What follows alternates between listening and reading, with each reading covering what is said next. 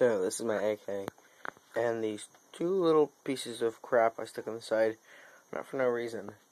They're for my homemade removable telescopic scope, made from binocular on a piece of 2x3 with some resin mountings. Took me about 3,000 rounds just to get it zeroed. It's just sort of a waste of ammo, but I found a good deal on ammo, and now it works awesome.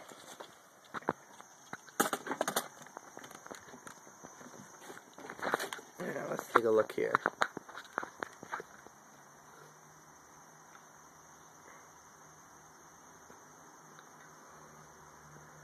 This is hard.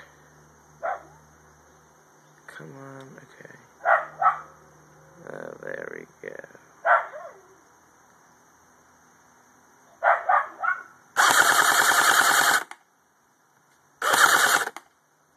I'm hitting the box every time. Right on that label. Let's see if we can hit the... This is really awkward aiming through here.